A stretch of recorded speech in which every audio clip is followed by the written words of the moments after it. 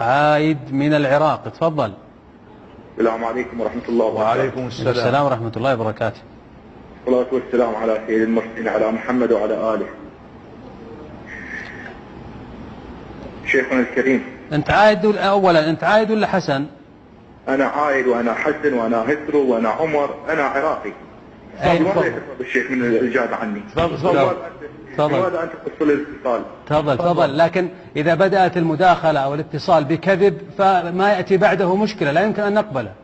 أخي الكريم، أنا لست أكذب، ولكنكم عندما أقول لكم حسن تقطعون الاتصال، عندما أقول لكم هترو تقطعون الاتصال. تفضل. أنا أريد جواب من الشيخ، ورجاء لا تتجاهل أسئلتي. كل مرة تتجاهل أسئلتي ولا يجاوب الشيخ الكريم، لأنها مغرضة وليست حقيقية. يا حسن، يا عمر، يا عايد. أخي الكريم، السؤال لك الآن. تفضل. ما هو موقفكم من الخليفة الأموي يزيد وما فعله في كربلاء؟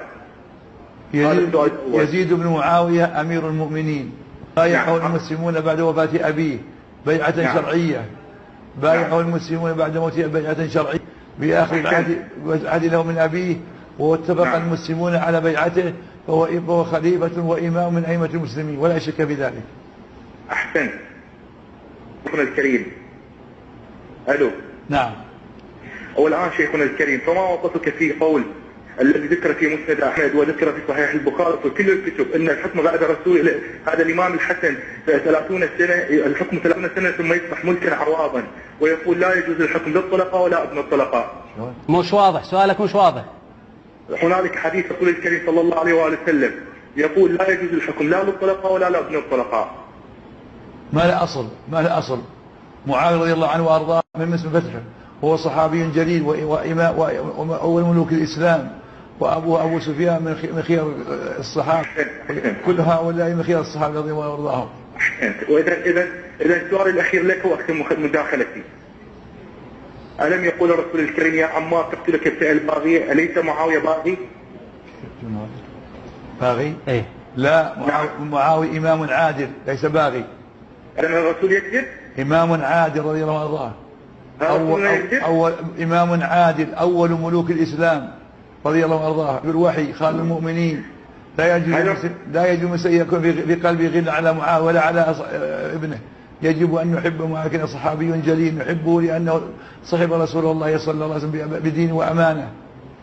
إذن هل الرسول يكذب؟ حاشا وكلا. إذن كيف؟ أو قال عمار قتله معاوية، إذن معاوية باغي؟ أبدا لا، حاشا وكلا.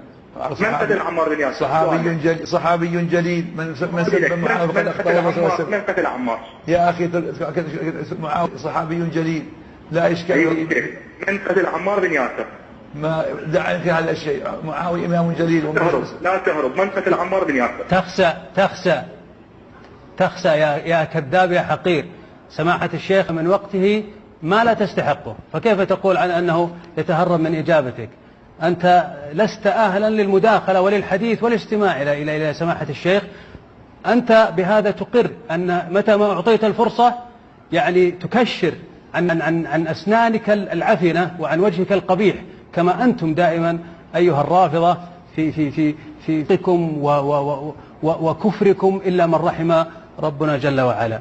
هذا دليل أيها الإخوة الكرام، عندما أعطي الفرصة بدأ في التجني، بدأ في الخروج عن الأدب وعن الذوق وعن الأخلاق مع العالم الجليل ووالدنا سماحة الشيخ. شكرا لسماحة الشيخ. السلام عليكم.